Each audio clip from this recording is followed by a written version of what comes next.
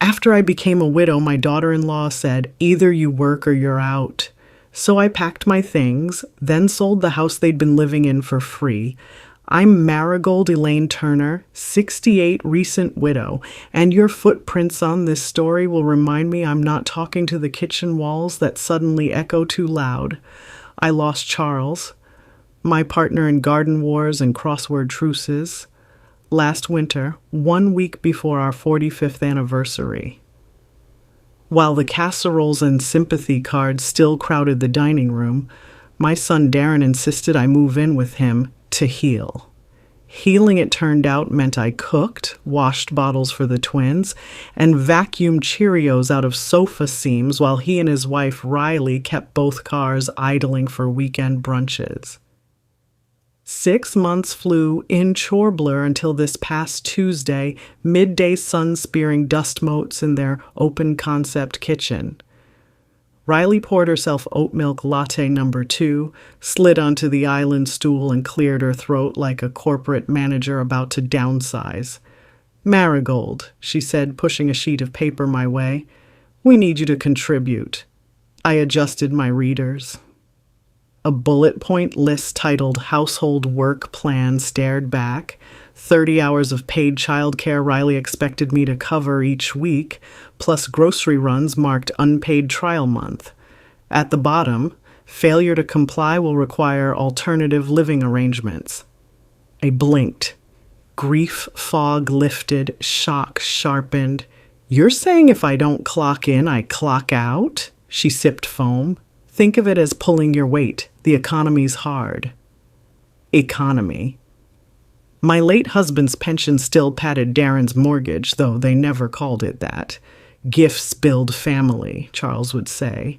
Wiring funds so our grandbabies could swim in a backyard pool we never dipped a toe in. I folded the paper without reading the rest. When does this policy begin? Riley checked her smartwatch. Effective next month. Gives you time to decide. In that beat, a strange calm settled, the hush before summer lightning split sky. Charles once told me, storms are honest. They arrive with nothing to hide. Riley's ultimatum? Honest? Yes. Greed rarely wears makeup. The twins burst in waving finger paint masterpieces, colors riotous, joy unfiltered. I smiled, pinched the corner of each page so wet paint wouldn't smear. In their world, Grandma was storytime hero, not overhead expense. I kissed their foreheads, anchored their art under fridge magnets, then excused myself. Upstairs, guest room smelled of vanilla plugins overlaying old grief. I opened the cedar chest holding Charles's fishing hat, our wedding quilt, and, beneath a layer of lavender envelopes, my name on a folded deed. A deed that said this very craftsman bungalow stood in my trust, transferred quietly when Charles foresaw the tax benefits of aging in love. Darren had asked to borrow the house 5 years back while he and Riley saved for their dream build. We signed a 1-page occupancy agreement. Somehow I'd let widowhood blur that memory. I traced the raised notary seal pulse evening out. They wanted me out. They'd get their wish. Just not the way Riley imagined. Dinner that night tasted of awkward silence. Darren complimented my sage stuffing. Riley picked at kale. After the twins were tucked, she set a mug of herbal tea by my elbow. Have you thought about the work plan? I met her eyes. Cool river stones. Thought and decided. My voice sounded like late autumn wind through empty tomato cages. I'll be gone within 2 weeks. Darren's fork clattered. Riley blinked fast, perhaps picturing free labor evaporating. I rose before they found words. Upstairs, suitcases swallowed sweaters, photo albums, Charles's hat. I packed slow, letting each folded memory fortify resolve. Before sleep, I drafted an email to Harper and Sloan Realty. Charles's old friend Marcus still handled estate sales. Subject line, owner moving abroad. Immediate listing. Did I lie? A widow with no home is abroad from safety. The metaphor fit. Near midnight, I paused at the nursery doorway. Moonlight silvered two small bodies breathing even as planets. I whispered a promise into the soft hum of the white noise machine. Grandma's love isn't furniture you rearrange. My footsteps back to the guest room sounded final as a judge's gavel.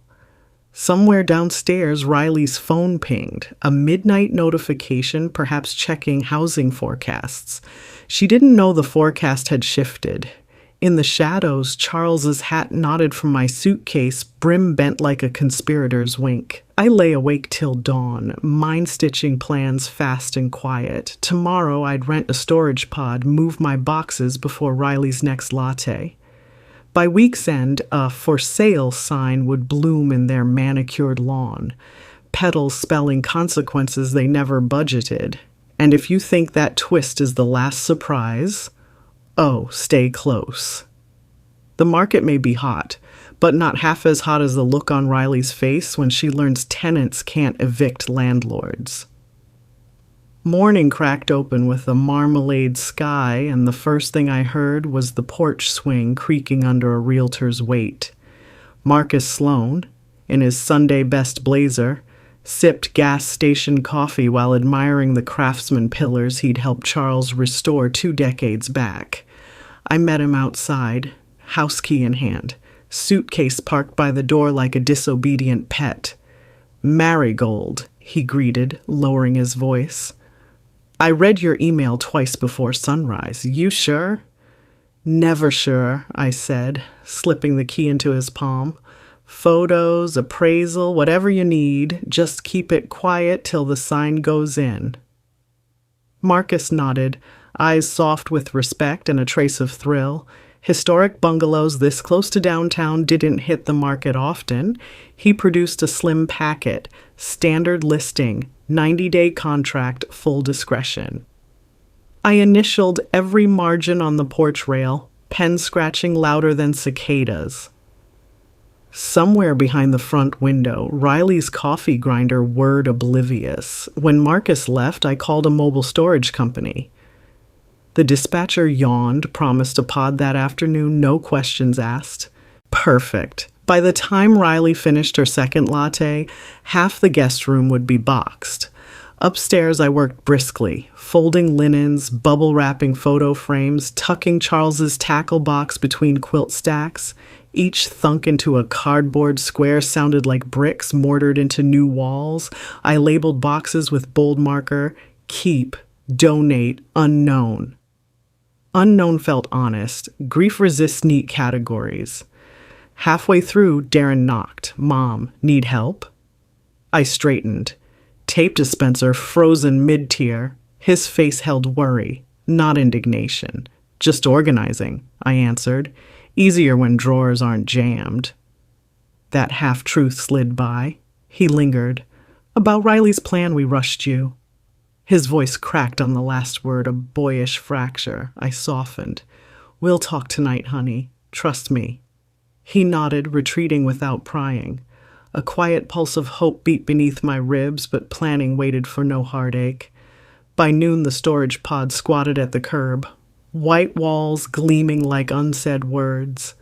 2 neighborhood teens Marcus had called Edison and Reggie carried boxes while I swept dust bunnies older than their Spotify playlists. Riley peeked from the nursery doorway, confusion knitting her brows. I smiled sunshine. "Early spring cleaning," I chirped, sealing another carton. Her expression flicked suspicion, but she vanished when a twin wailed, "FOMO tug." The pod door slid shut on the first load, Riley's name still missing from any clue. How long until curiosity cracked her composure? After lunch, Riley cornered me in the hallway. "What's all this bustle?" She eyed the emptied bookcase. I wiped sweat, steady, consolidating. Less clutter means less work. She forced a smile, more rictus than warmth, before returning to her laptop's glow. Evening approached, wrapped in the scent of basil and regret. Darren grilled chicken, while Riley prepped salad. I set the dining table one last time, every fork alignment precise. Farewell symmetry. During grace, I thanked God for roofs that shelter lessons. Riley's eyes narrowed as if suspecting subtext, mid-bite. She cleared her throat, prepared to pivot to her favorite topic, responsibility, but I got there first. I've accepted a volunteer position at the library outreach. Orientation's next month, out of state. Riley paused, fork poised. Darren frowned. Out of state? For how long?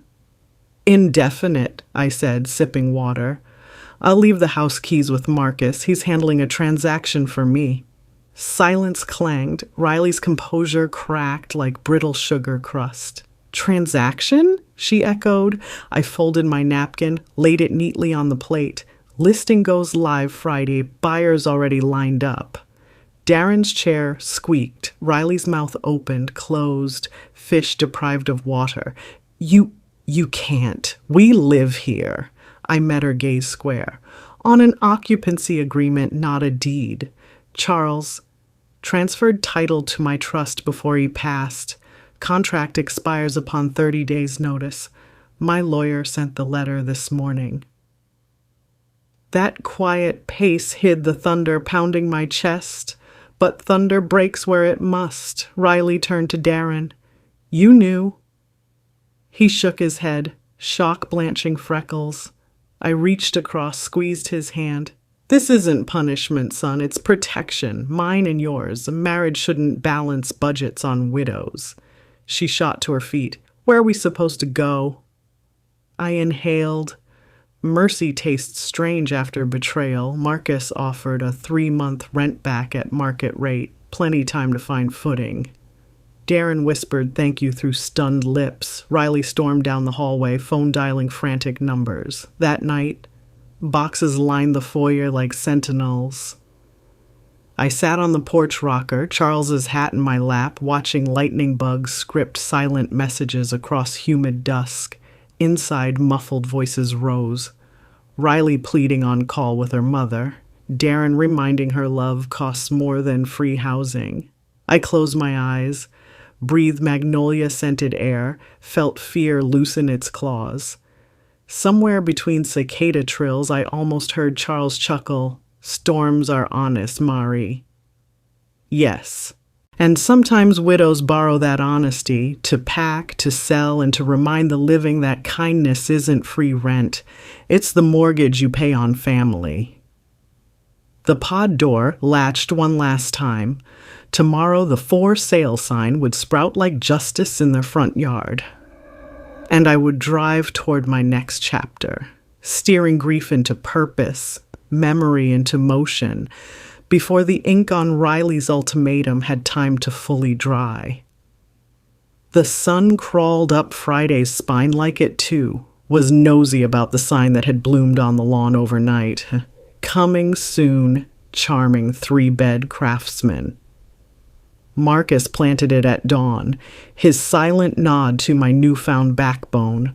I sipped coffee in the front window, watching early joggers slow for a double take. The house that once felt like Riley's fixed asset now glinted like a free agent flashing its best smile.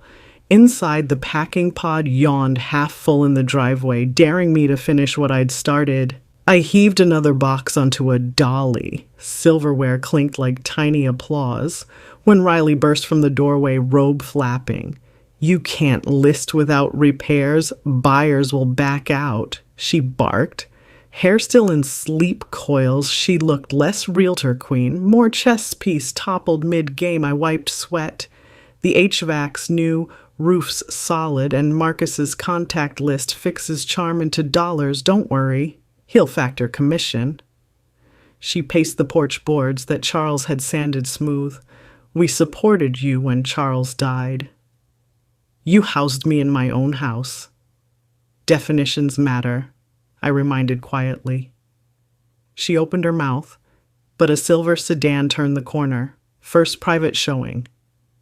A 30-something couple stepped out, their toddler trailing a plush giraffe. Riley's eyes widened as Marcus greeted them with a clipboard wave. She spun toward me. This isn't fair. Fair left the building with your ultimatum, I said. But anger wasn't the flavor I wanted to swallow for breakfast, so I softened. I need a home where grief isn't taxed. You need a lesson no spreadsheet teaches. She stormed inside, heels snapping across hardwood in search of Darren, unsuspecting suspense. I wondered what she'd say when she saw Marcus swap my floral curtains for neutral linen, erasing fingerprints she believed permanent. While Marcus toured the young family, Darren appeared in the foyer, hair still damp from the shower. Mom, they've offered me a junior partner track at the firm. Requires relocation to Raleigh. We'd been considering it. His gaze searched mine. If we rent back the house till close, I can wrap cases. That's why I left the rent option, I said, lifting a box labeled Pantry Memories. No one's homeless in this story. Just reshuffled. Darren exhaled relief tinged with awe. You think 3 months is enough? I've done more with less, I winked. Remember when I stretched one chicken into 5 dinners? He laughed despite tension. The toddler pranced past, giraffe trailing. She pointed at a sunbeam dancing on the banister. Pretty. Marcus's voice carried, original mahogany, rare find these days. Riley stood frozen at the hallway entrance, arms crossed. The toddler offered her giraffe. Riley hesitated, then patted its plush head. Even shock can't mute maternal reflex. Marcus returned, whispering, they'll submit above asking. Riley's jaw clenched so tight I heard teeth protest. By afternoon, the pod was stuffed. Edison and Reggie high-fived, pockets jingling tips. I handed them leftover lasagna and foil, closing a loop that had started with lasagna. How poetic. They loaded final boxes, then we 3 rolled the porch swing into their pickup bed. I'd promised it to Reggie's grandma. Riley watched, disbelief carving canyons in her brow. Dinner time arrived, but silence ate first. I found Darren in the backyard under the pecan tree Charles planted the day our son was born. Dad said roots anchor memory, he murmured. He was right. I brushed bark, felt pulse of seasons inside, but seeds travel. Plant your own tree in Raleigh. He nodded, eyes glassy. Upstairs, I folded the last quilt, Charles's favorite log cabin pattern, and tucked it in my suitcase. I left the guest bed stripped bare. A linen gravestone marking where grief had slept but wouldn't wake again. Night seeped, cicadas thrumming like distant applause for the day's small victories. I brewed chamomile. Riley appeared at the threshold, clutching a mug of her own. I looked over the rent back, she said. Terms are reasonable. Living with strangers will stretch you, I replied. She examined the empty walls. So will losing free childcare. Her honesty startled both of us. I offered a wry smile. Maybe find a sitter who charges respect. She looked away, then back. The kids will miss you. Distance writes new kinds of letters, I said. We'll author them together. She lingered, apology flickering but unspoken. Sometimes remorse is shy. She retreated upstairs. I finished my tea, wrote tomorrow's to-do list. Donate pantry extras, forward mail, sign power of attorney myself. Nobody else would handle that again. Midnight settled gentle. I opened the window, letting autumn whisper through screens. Somewhere below, Marcus affixed a sale-pending rider. In bed, I clutched Charles's quilt corner, felt stitches sturdy as ever. The house might soon echo with another family's laughter, but its lesson already moved into my marrow. Widows, like houses, hold value long after others try to flip them. And as sleep tiptoed closer, I knew the next part of my journey waited beyond state lines, where grief could exhale and purpose could unpack. Stay close. Because what I discovered on the road made even Riley's ultimatum look like child's play. The engine of the rental SUV purred beneath me at dawn, driveway lights winking goodbye as I eased past the sale pending sign. Everything I truly valued, Charles's quilt, 2 photo albums, Mama's sewing basket, fit behind the driver's seat like a tidy resume ready for its next interview. The rest, faded recliners, Riley's mismatched dish sets, a decade of maybe someday boxes, waited in storage for whichever cousin needed a fresh start. I'd learned that things grow lighter the moment you decide they're heavy only by tradition.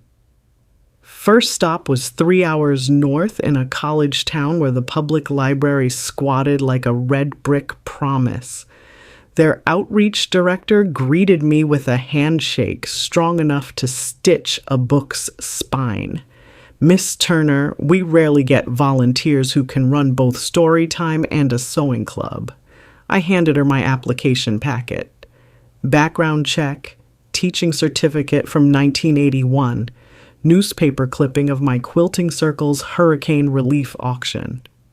She scanned it, eyebrows climbing each accomplishment. Orientation starts Monday housing? I smiled, working on it. By lunchtime, I'd toured a converted carriage house, peeling white paint, crooked shutters, but the landlord was a retired history professor who offered half the rent if I'd host monthly community potlucks. Sounded like my kind of mortgage. I signed the lease, promised first payment from the house sale proceeds, and spent the afternoon scrubbing the tiny kitchen until it smelled of lemon soap instead of dust. Night settled with cricket chirps, unfamiliar but hopeful. I balanced Charles's hat on the mantelpiece, new hearth, same North Star. Then I opened a fresh spiral notebook, second sunrise journal, and wrote day 1 goals. Unpack only what sparks momentum. Introduce self to every neighbor on this block by Sunday. Call Darren for twins soccer schedule. Promise FaceTime for next game. The pen paused on goal 4. Send Riley recipe for lasagna. But I left it blank for now. Growth sometimes needs margin. 3 days later, orientation buzzed with 20-somethings who wielded tablets like extra limbs. Yet when the director asked for volunteers to read aloud, they nudged me forward, whispering, "Grandma energy." I opened Charlotte's Web, let Wilbur's tremor fill my throat, and within 2 paragraphs the room melted into a barnyard hush. Afterwards, a shy intern approached, eyes glassy. "My Nana died last year," she murmured. Your voice sounded like hers. Grief linked arms with purpose in that moment, and I knew the road had curved exactly right. That evening, my phone pinged. Darren's number, video call. I tapped accept. 2 gap-toothed smiles filled the screen. "Hi, Grand Grammy." They wiggled soccer medals. Riley hovered in the background, shoulders softer than I'd seen in months. She leaned in, voice smaller. We closed on an apartment near Darren's new office. The kids made this card. Painted hearts spelled "Thank you, Grammy" in wobbly brush strokes. I pressed fingers to the screen, warmth seeping into pixels. Library orientation went well, I shared. Tilting camera to show my carriage house living room, Riley's eyes widened at the quilt draped over the sofa. "It's beautiful," she whispered. I almost filled the blank line in my notebook right then. After the call, I brewed peppermint tea and stepped onto the tiny porch where vines of unknown flowers clung to railing. The street lamp pooled honey light across cracked sidewalks, and college students drifted past laughing about exams that felt world-ending to them. I'd lived through far worse pop quizzes. Back inside, I opened an email from Marcus. Closing completed, funds deposited. 7 figures neat in digital ink, a lifetime of equity reclaimed from complacency. I breathed deep, then transferred 10% straight to a community scholarship fund. Anonymous donation in Charles's memory. He'd called education the only lottery guaranteed to pay back. My phone buzzed again. Unknown number, North Carolina area code. I answered to Brianna's tentative hello. I heard about the scholarship, she said. The twins' school newsletter thanked an anonymous donor. Was that? Silence bridged miles. I'm learning, she continued. If you ever visit Raleigh, maybe teach me to quilt. I pictured her fingers guiding fabric instead of profit margins. Send me your free weekends, I replied. We'll see what stitches forgive. I logged the call, then finished goal 4 in the notebook. Share lasagna recipe and magnolia quilt pattern, margin filled.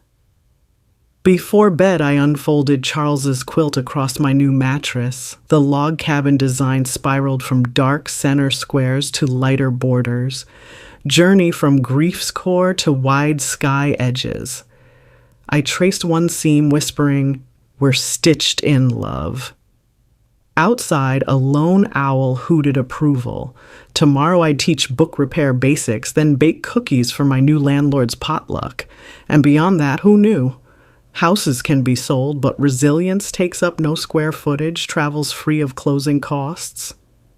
I turned off the lamp, letting the carriage house settle around me like a storybook closed at the perfect chapter break, eager for the next page at dawn. The first truly cold snap hit the college town like a librarian's shush, sudden, unarguable, and everywhere at once. I woke to frost feathering the carriage house windows and a silence so crisp it must have been hand-ironed. My breath clouded the air as if suggesting I get the space heater down from the loft. Instead, I pulled Charles's quilt tighter, basking in the slow amazement that I could feel chilled and safe at the same time.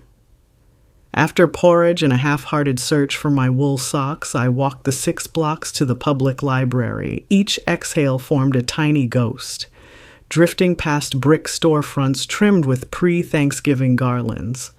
College kids hurried by in puffer coats, lugging coffee cups large enough to drown regrets. None of them knew. The woman shuffling past had sold a house out from under an ultimatum, or that the money now bankrolling scholarships sat in an invisible vault of resolve. Inside the library's staff lounge, Missy, the shy intern who'd heard her grandmother in my voice, presented me with a ceramic mug painted in wobbly sunflowers. "It keeps your tea warm longer," she said, blushing. Her kindness prickled my eyes, so I busied myself with shelving donations, cozy mysteries, dog-eared cookbooks, textbooks that still smelled of dorm rooms. One battered volume caught my eye, Home Carpentry for Self-Starters, 1974 edition. I slipped it under my arm. Daddy's level deserved new projects. At 10, the sewing club arrived. A motley troupe of undergrads and retirees who'd never threaded a bobbin. We commandeered 3 study tables and unrolled fabric donated by the local quilt shop, bolts of sea glass blue and pumpkin pie rust. I outlined our first mission: stitch potholders for the Senior Center's fundraiser, simple, square, forgiving. Needles pierced cotton, and soon the room hummed like summer cicadas reborn. Even the frat boy who came for extra credit found a backstitch rhythm. Halfway through, the branch manager poked her head in. "Marigold, a reporter from the Chronicle, wants a word. Something about the widow who started over." Eyes turned to me like pins to a magnet. My pulse quickened. It took one viral headline to shift the compass of a life. I asked Missy to shepherd the stitches, then followed the manager down the marble steps. Waiting near the card, catalog, stood a woman in a cranberry pea coat, notebook poised. She introduced herself as Paige Anders, features desk. "I hear you sold your house after a family conflict and used a chunk for scholarships," she said, skipping appetizers. "People love reinvention stories before the holidays. May we talk on record?" I felt the thread of my morning calm tug. "I'll talk," I replied, "but not about vengeance, only about choice." Paige's pen hovered. We found a quiet corner between biography and gardening. I told her how grief, ultimatum, and memory can collide into something brand new. How a widow can outrun pity by lacing up purpose. How selling the roof over someone else's entitlement can build a foundation under a stranger's tuition. Paige's pen danced. Before she left, she asked for a photo. Just me, the quilt square I kept in my bag, and the volunteers banner above the circulation desk. I agreed, then slipped the reporter a flyer for the senior center bake sale. Write about them, too. Back in the sewing nook, Missy whispered that our frat boy had completed 3 pot holders, each stitched crooked but proud. He asked if we could add their sale to a campus hunger relief charity. Momentum multiplies when ego steps aside. I nodded, feeling the hush of something important falling into place. At closing time, I trekked home under a pewter sky. Outside my carriage house, the history professor landlord, Dr. Llewellyn, balanced a box on the porch. Found these in the attic, he said. Old hardwood citrus crates. Thought your sewing club could upcycle them into display shelves? I hefted one. Solid oak, edges softened by dust. They'll hold stories nicely, I said. He smiled that slow smile of people who've trusted strangers and been rewarded. Inside, I brewed peppermint tea in my sunflower mug. While steam rose, I opened Home Carpentry for Self-Starters and paged to Chapter 3, Building Shelves with Character. Charles would have snorted at the pun. Daddy would have handed me his hammer. I traced the blueprint diagram, imagining citrus crates reborn as book displays, pot holders dangling from knobs, scholarship thank you letters tucked behind glass. A buzz interrupted. Text from Darren, twins won their spelling bee, word was resilience. Thought you'd like that, they miss you. Under it, a photo. The girls grinning, medals glinting, holding a sign that read, Thanks Grand Grammy. My chest blossomed warm. I thumb-typed back. Tell them resilience is our family word now. Sending quilt hugs. I set the phone down, flipped open my second sunrise journal, and inked a new line. When storms quiet, build shelves. Somewhere between paint-peeling citrus crates and crooked pot holders, I felt dawn sneak in early, because even in frostbitten air, hope stitches warmth, and even widows still have blueprints left to follow. Fate has a talent for folding one chapter into the next before the ink dries, and it did just that the very night. Paige Anders's article hit the Chronicle's online edition. I was brushing my teeth, humming Otis Redding, when my phone jittered like a firefly in the medicine cabinet glow. First, ping.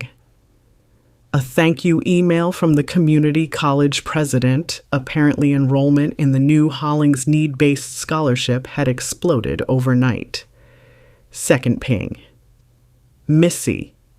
All exclamation points linking the article. From ultimatum to uplift, how one widow flipped her story. Third ping. An unknown number with an area code I recognized too well. Rally, I thumbed the screen. Brianna's voice, small and flutter-thin. Marigold, I read the piece. I had no idea the scholarships were that big. A pause. I'm proud of you and ashamed of me. Her honesty cracked down the middle. Could you ever teach me that quilt pattern you promised? I thought of the blank line in my notebook, now twice underlined. Send me a weekend, I said at last. Fabric heals faster than lectures. She exhaled a thank you like a child released from detention. I slept sound despite the spinning world, and woke to a sunrise the color of library lamps. Saturday meant the sewing club's first market stall. Pot holders, tote bags, and citrus crate shelves now whitewashed and stenciled. Read, reuse, repair. We dragged everything to the town square before the frost melted. Crowds gathered, lured by the Chronicle feature. Missy manned the cash box, her sunflower mug refilled with cocoa. The frat boy, now proudly answering to Patch Adams, demoed backstitch basics to toddlers. I floated table to table, letting joy simmer low and steady. Near noon, Paige appeared, camera slung over one shoulder. Front page follow-up, she grinned. Behind her trailed a wiry man in tweed. My editor, Colin, she introduced. Colin cleared his throat. Your stories trended statewide. NPR affiliate wants a radio segment. I nearly laughed peppermint cocoa from my nose. Radio's kinder to wrinkles than cameras, I quipped. Colin's eyes twinkled. And to quilt lint. Business hummed brisk. By 2:00, we'd sold out of pot holders and pre-sold 3 citrus crate book racks. Missy handed me a tally sheet, $572 for the senior center. My heart stamped a new memory onto its ledger.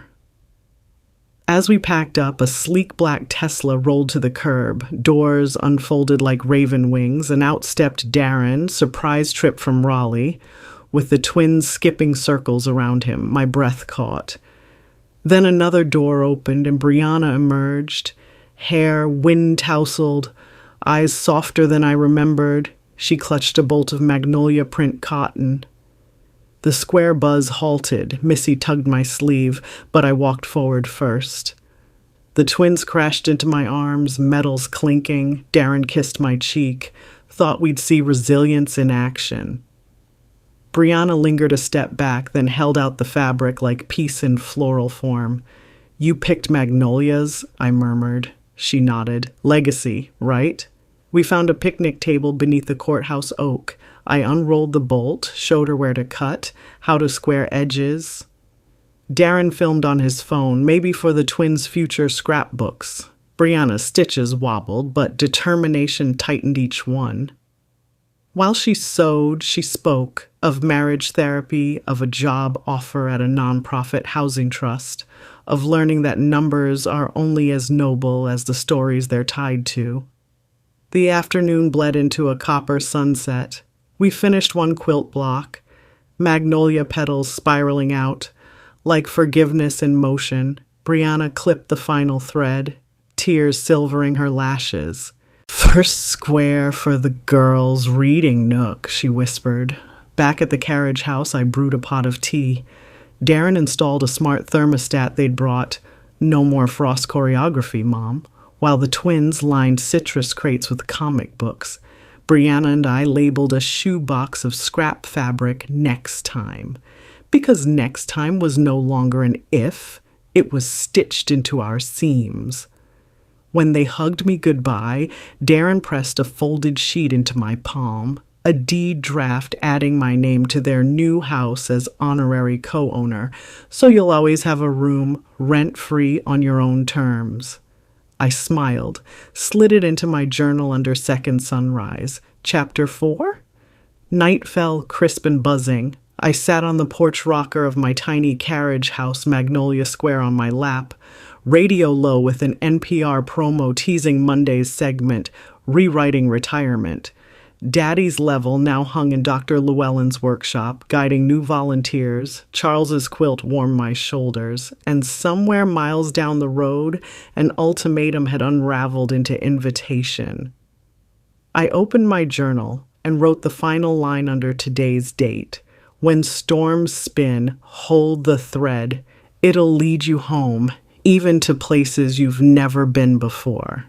If you'd told me a year ago that I'd be sipping cocoa in a college town carriage house while fielding interview requests and quilting with the woman who once threatened to kick me out, I'd have laughed until my dentures rattled, yet here we are.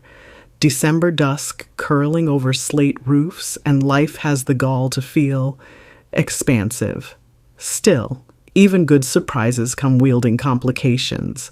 And mine arrived packaged in a single certified letter.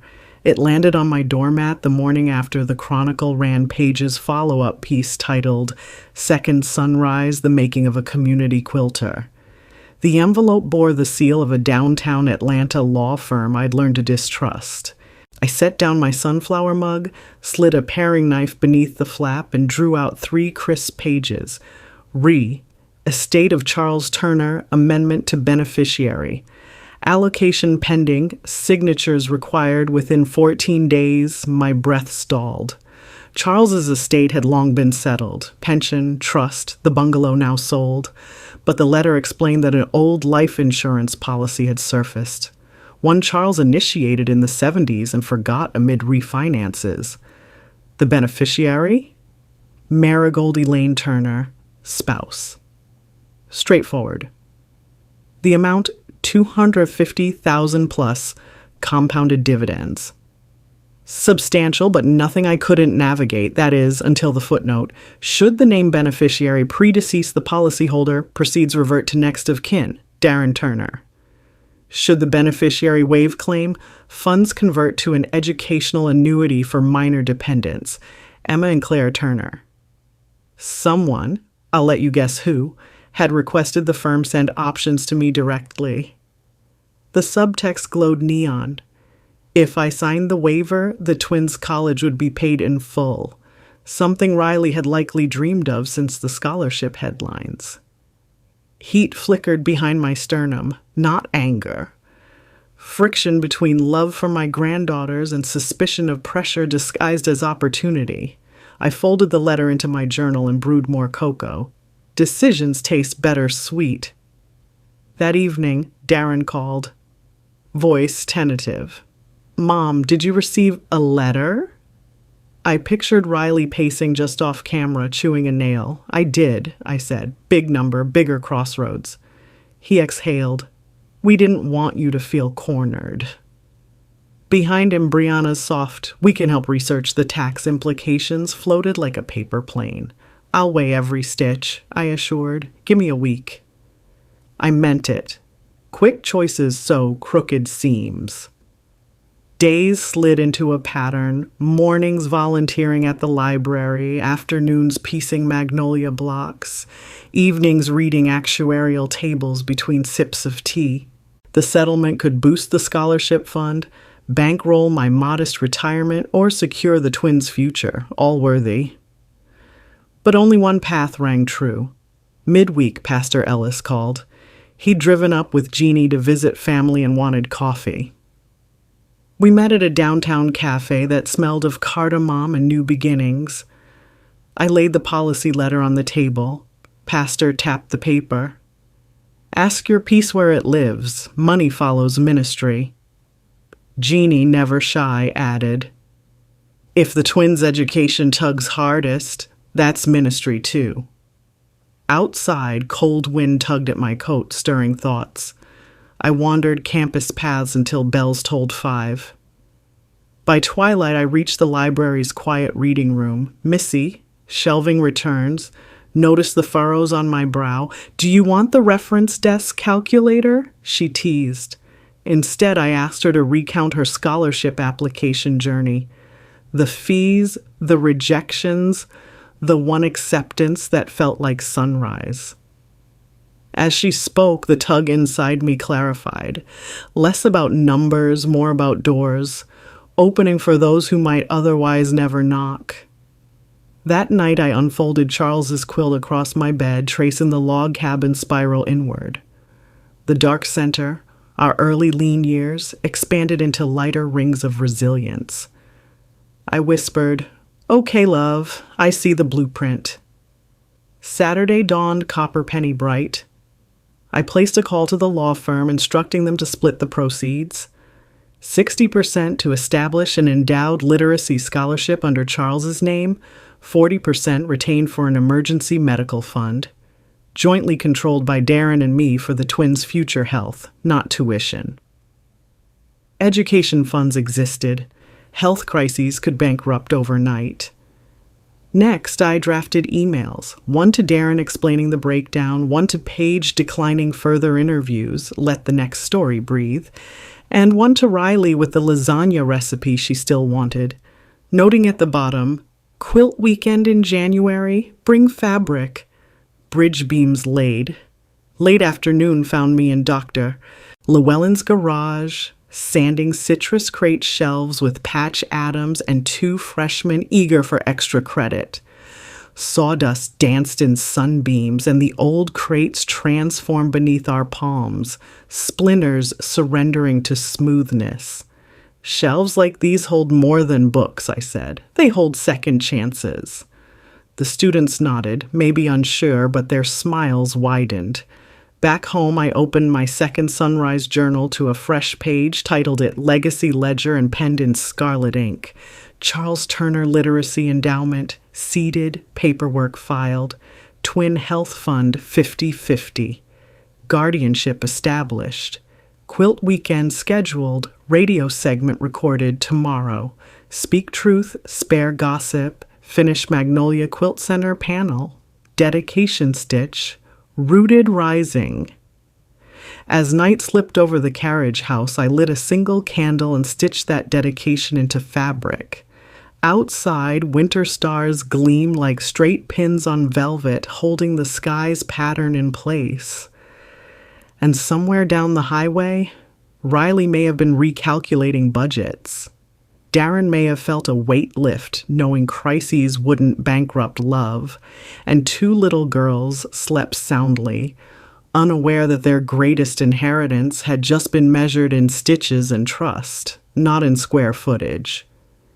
I set my needle aside, closed the journal, and smiled at the kind of wealth that doesn't list on any market: clarity, the richest dividend widowhood ever paid. The radio studio smelled of warm circuitry and cinnamon candle. The host confessed it helped guests relax. Headphones in place, microphone poised, I waited for the red light to glow. Across the table, DJ Lila Torres adjusted faders.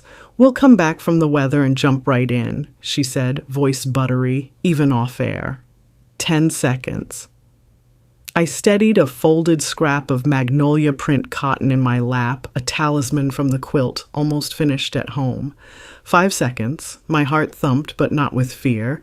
It beat like a shuttle weaving a final weft on air. Lila welcomed listeners, introduced me as community quilter and accidental philanthropist Marigold Turner, then asked the question everyone seemed to circle. What changed when you decided to say no? I spoke slow, letting each word fall like stitch after stitch. Saying no to one injustice freed me to say yes to dozens of possibilities. I didn't just leave a house, I entered a bigger room. I shared how the Literacy Endowment would fund night classes for adults, how the Health Fund offered security for Emma and Claire, and how a widow's grief had morphed into a blueprint anyone could follow. Own your narrative. Outsmart your fear. Outsource your surplus to someone else's need. Phones lit up in the control booth. Listeners calling with stories. A retired mechanic donating tools to a girls' STEM program. A bakery owner offering day-old bread to the youth shelter. Lila winked. Segments seldom generated such instant sparks. When the show wrapped, she unplugged her headset. "You've started a stitch quake," she laughed. Outside, wind whipped dead leaves into miniature cyclones. Old stories lifting, twirling, resettling. Back at the carriage house, I found Brianna's email waiting. Subject, fabric delivered. Attached photo, the twins grinning beside a bolt of teal batik. She'd written, "See you in the Magnolias in January. P.S. Lasagna was a hit even at altitude." I replied with an itinerary suggestion and a smiley face I once thought too modern for my age. Evening darkened early. Winter does that, so we'll notice lamplight. I brewed spiced tea, spread the magnolia quilt across my work table, and pinned the last border, sea glass blue against petal white. Each block echoed a chapter: grief, ultimatum, sale, carriage house dawn, and now the quiet power of planned generosity.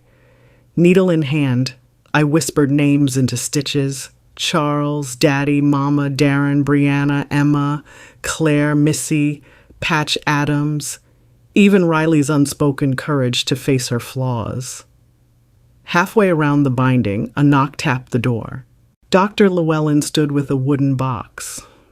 Found one last citrus crate, he said. Thought you might turn it into something. Inside, neatly stacked, lay dozens of handwritten index cards, his late wife's reading recommendations. The color purple, Fahrenheit 451, beloved. He cleared his throat. Seems fitting they live where literacy grows. I promised to build a display for the library, cards laminated, crate shellacked, memories recycled into roadmaps for new readers. He left, and I stitched faster, warmed by the relay race of legacy. Just before midnight, the final knot drew tight. I draped the quilt over the rocking chair, stepped back, and let moonlight test the seams. No puckers, no tension, only a spiral, moving outward, dark to light, pain to possibility. I logged the finish in my second sunrise journal, then wrote one last entry. Legacy checklist, quilt complete, endowment funded, health trust active, family bridges mending, my heart, open, sturdy, and still under warranty. I closed the journal, slid it onto the shelf above Charles's hat, and turned off the lamp. As I lay down, wind rocked the carriage house softly, nature's lullaby. In Raleigh, the twins were likely dreaming under their starter quilt. In Atlanta, Pastor Ellis was drafting Sunday's sermon about loaves, fishes, and freshly sewn potholders. Somewhere, a stranger who heard the broadcast was opening a forgotten closet, wondering what unused resource might yet change a life. Sleep crept in, and with it a final thought. Homes can be sold, but hearths are portable, stitched into spirit, ever expanding. I smiled into darkness, already picturing January's quilting weekend, the first slice of lasagna, the laughter amid fabric scraps. The red light of the studio was off now, but its echo lingered, a steady reminder that stories like quilts keep warming long after the thread is tied. And just before dreams took me, I thanked the storm that started it all. Because without that jolt, without Riley's careless ultimatum, my world might still fit inside one house instead of spilling, generous and bright, into every room I chose to enter next.